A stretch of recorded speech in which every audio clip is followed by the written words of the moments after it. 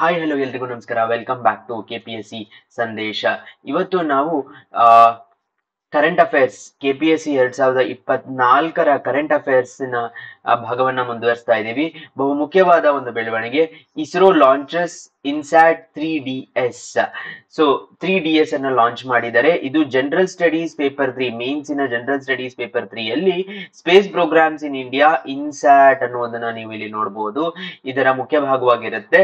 Also prelims ನಲ್ಲಿ national and international developments ಅನ್ನೋ ಒಂದು ಪಾರ್ಟ್ ಅಲ್ಲಿ ಇಂಪಾರ್ಟೆಂಟ್ ಪಾರ್ಟ್ ಆಗಿರುತ್ತೆ. ಸೊ ತಡ ಮಾಡದೆ ಸ್ಟಾರ್ಟ್ ಮಾಡೋಣ. ಮೊದಲನೆಯದಾಗಿ ದ ಹಿಂದೂ ಅಲ್ಲಿ ಪಬ್ಲಿಷ್ ಆಗಿದೆ, ISRO successfully launches INSAT 3DS meteorological satellite. So ಇದು ನೀವು ನೋಡುವಂತ ಭಾವಚಿತ್ರ of INSAT 3DS. ISRO chairman ಅವರು ಹೇಳ್ತಾ ಇದ್ದಾರೆ, it has been injected into a very good orbit. ಹಾಗಂದ್ರೆ ಏನು ವೆರಿ ಗುಡ್ ಆರ್ಬಿಟ್ ಅಂದ್ರೆ ಏನಿದು ಅನ್ನೋದನ್ನ ಇಲ್ಲಿ ತಿಳ್ಕೊಂತೀವಿ. ಸೊ ಇಲ್ಲಿ ನೋಡಬಹುದು ನೀವು, it is a meteorological satellite. ಅಂದ್ರೆ ಕಮ್ಯುನಿಕೇಶನ್ ಸ್ಯಾಟಲೈಟ್ ಅಲ್ಲ, ಇದು ಮೀಟೆರೊಲಾಜಿಕಲ್ ಸ್ಯಾಟಲೈಟ್, ವೆದರ್ ಗೆ ಹೆಲ್ಪ್ ಆಗುತ್ತೆ. So INSAT 3DS launch satellite by a geosynchronous launch vehicle. So prelims ಅಲ್ಲಿ ಯಾವುದರ ಥ್ರೂ ಲಾಂಚ್ ಮಾಡಿದ್ರು ಅಂತ ಕೇಳಿದ್ರೆ GSLV ಥ್ರೂ ಲಾಂಚ್ ಮಾಡಿರೋದು. It is a follow on mission. ಇದು ಒಂದು ಫಾಲೋ ಆನ್ ಮಿಷನ್. ಯಾವುದರದ್ದು ಅಂದ್ರೆ ಇನ್ಸ್ಯಾಟ್ 3D ಮತ್ತು ಇನ್ಸ್ಯಾಟ್ 3DR ಇದರ ಸೇವೆಗಳನ್ನು ಹೆಚ್ಚಿಸಲು 3ನೇ ತಲೆಮಾರಿನ ಹವಾಮಾನ ಉಪಗ್ರಹ. ಸೊ ಇದೊಂದು third generation meteorological satellite launched by GSLV. ಇದೆಲ್ಲವೂ ಇಂಡಿಪೆಂಡೆಂಟ್ ಆಗಿ ಪ್ರಿಲಿಮ್ಸ್ ಅಲ್ಲಿ ಬರುವಂತಹ ಪ್ರಶ್ನೆಗಳು, ಹಾಗೂ ಇವೆಲ್ಲವನ್ನು ನೀವು GS3 space programs in India INSAT ಅಲ್ಲಿ ಯೂಸ್ ಮಾಡೋ ಪಾಯಿಂಟ್ಸ್ ಆಗಿ ಯೂಸ್ ಮಾಡಬಹುದು. ಸೊ ಇಲ್ಲಿ ನೋಡಬಹುದು, ಇದು GSLV ಯ ಚಿತ್ರ. ಇದನ್ನು ಅಂತಿಮವಾಗಿ ಭೂಸ್ಥಿರ ಕಕ್ಷೆಯಲ್ಲಿ ಅಂದ್ರೆ ಜಿಯೋ ಸ್ಟೇಷನರಿಯಲ್ಲಿ ಲಾಂಚ್ ಬಿಡಲಾಗುತ್ತದೆ. ಅಂತಿಮವಾಗಿ it will eventually be placed in geostationary satellite ಅಂತ ಕೊಟ್ಟಿದ್ದಾರೆ. ಹಾಗಂದ್ರೆ ಏನು? ಸೊ ಇಲ್ಲಿ ನೋಡ್ಬೋದು, ಇಸ್ರೋನ ಅಫಿಷಿಯಲ್ ವೆಬ್ಸೈಟಿನಲ್ಲಿ ಕೊಟ್ಟಂತಹ the vehicle has successfully be placed in to the intended geosynchronous transfer orbit ಅಥವಾ GTO ಅಂತ ಕರಿತೀವಿ. So it has been placed in to GTO. Subsequently orbit raising manoeuvres will ensure satellite is position in to geostationary. ಇದು technical ಅಥವಾ ನಮ್ಗೆ ತಿಳಿದುಕೊಳ್ಬೇಕಂತ science and ಟೆಕ್ನಾಲಜಿಯ ವಿಷಯ. ಏನಪ್ಪಾ ಅಂತ ಅಂದ್ರೆ, ಜಿಯೋ ಸಿಂಕ್ರೋನಸ್ ಟ್ರಾನ್ಸ್ಫರ್ ಆರ್ಬಿಟಿನಲ್ಲಿ ಈಗ ಸದ್ಯ ಇದೆ, ಆದ್ರೆ ಇವೆಂಚುಯಲಿ ಅದು ಹೋಗಿ ಜಿಯೋ ಸ್ಟೇಷನರಿ ಆರ್ಬಿಟ್ ಅಲ್ಲಿ ಕಡೆಯದಾಗಿ ಕೂತ್ಕೊಳ್ಳುತ್ತೆ. ಹಾಗಂದ್ರೆ ಏನು? ಸೊ ಜಿಯೋಸಿಂಕ್ರೋನಸ್ ಟ್ರಾನ್ಸ್ಫರ್ ಆರ್ಬಿಟ್ ಅಂತ ಅಂದ್ರೆ, ಮೊದಲನೆಯದಾಗಿ ಜಿಯೋ ಸ್ಟೇಷನರಿ ಆರ್ಬಿಟ್ ಅನ್ನುವುದು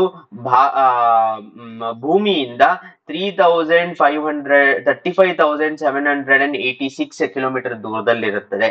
ಸೊ ಅಷ್ಟು ದೂರದಲ್ಲಿ ಯಾವುದೇ ಒಂದು ಸ್ಯಾಟಲೈಟ್ ಅನ್ನ ಪ್ಲೇಸ್ ಮಾಡಿದಾಗ, ಸೊ ಆ ಸ್ಯಾಟಲೈಟ್ ಅದೇ ಪಾಯಿಂಟ್ ಅನ್ನ ನೋಡ್ತಾ ಇದ್ ನಾವು ಅದನ್ನ ಯಾವ ಟೈಮಿನಲ್ಲಿ ನೋಡಿದರೂ ಅದೇ ಸ್ಯಾಟಲೈಟ್ ಸ್ಟೇಷನರಿಯಾಗಿ ಕಾಣ್ತಾ ಇದೆ. ಏನಪ್ಪಾ ಇದ್ರ ಯೂಸು ಅಂತ ಅಂದ್ರೆ, ಇವಾಗ ನಾವು ಒಂದು ಇಂಡಿಯಾದ ಮೇಲೆ ಪೊಸಿಷನ್ ಅನ್ನ ಸ್ಯಾಟಲೈಟ್ ಅನ್ನ ಪೊಸಿಷನ್ ಮಾಡಿದ್ರೆ for 35,786 kilometre. So every time that satellite will be on ಇಂಡಿಯಾದ ಮೇಲೆ ಇರುತ್ತೆ. ಹಾಗಾಗಿ ಭಾರತದ ಹವಾಮಾನವನ್ನು ಇದು ನೋಡಲು ಹೆಲ್ಪ್ ಆಗತ್ತೆ. ಸೊ ಇದು ಜಿಯೋ ಸ್ಟೇಷನರಿ ಆರ್ಬಿಟ್ ಕಡೆಯದಾಗಿ ಹೋಗುವಂತದ್ದು. ಬಟ್ ಮೊದಲನೆಯದಾಗಿ ಜಿಯೋ ಸ್ಟೇಷನರಿ ಆರ್ಬಿಟ್ ಗೆ ಹೋಗೋಲ್ಲ. ಮೊದಲನೆಯದಾಗಿ ಇದನ್ನ ಒಂದು ಜಿಯೋ ಸಿಂಕ್ರನಸ್ ಟ್ರಾನ್ಸ್ಫರ್ ಆರ್ಬಿಟ್ ಗೆ ಕಳಿಸ್ತಾರೆ. ಸೊ ಒಂದು ಜಿಯೋ ಸಿಂಕ್ರನಸ್ ಟ್ರಾನ್ಸ್ಫರ್ ಆರ್ಬಿಟ್ ಅನ್ನ ಹೆಚ್ಚಿಸ್ತಾ ಅದು ಫಸ್ಟ್ ಪ್ರೊಪೆಲ್ ಆಗ್ತಾ ಅದನ್ನ ಕಡೆಯದಾಗಿ ಜಿಯೋ ಸ್ಟೇಷನರಿ ಆರ್ಬಿಟ್ ಗೆ ಅದನ್ನ ಲಿಂಕ್ ಮಾಡ್ತಾರೆ. So this is burn 1, first burn ಅಲ್ಲಿ, ಸೆಕೆಂಡ್ ಬರ್ನ್ ಅಲ್ಲಿ, ಹಾಗೂ ಫೈನಲಿ ಬರ್ನ್ 3, ಬರ್ನ್ 4 ಅಲ್ಲಿ ಅದನ್ನ ಫೈನಲಿ ಜಿಯೋ ಸ್ಟೇಷನರಿಯಲ್ಲಿ ಕಳಿಸಿ ನಿಲ್ಲಿಸ್ತಾರೆ. So this is about geostationary. So ಯಾವ ಇನ್ಸ್ಟಿಟ್ಯೂಟ್ಸ್ ಯೂಸ್ ಮಾಡುತ್ತೆ? ಮುಖ್ಯದಾಗಿ ಮಿನಿಸ್ಟ್ರಿ ಆಫ್ ಅರ್ತ್ ಸೈನ್ಸಸ್ ಇದನ್ನ ಫುಲ್ಲಿ ಫಂಡ್ ಮಾಡಿದೆ. ಈ ಸ್ಯಾಟಲೈಟ್ ಅನ್ನ ಫುಲ್ಲಿ ಫಂಡ್ ಮಾಡಿರೋದು ministry of earth sciences. So ಹಾಗಾಗಿ Indian meteorological department, national centre for medium range weather forecasting, Indian institute of tropical meteorology ಹಾಗೂ ocean technology ಮತ್ತು ಇನ್ಕಾಯ್ಸ್, ಈ ಎಲ್ಲ ಇನ್ಸ್ಟಿಟ್ಯೂಟ್ಸ್ ಇನ್ಸ್ಯಾಟ್ 3DS ನ ಸರ್ವಿಸಸ್ ಅನ್ನ ಯೂಸ್ ಮಾಡುತ್ತೆ.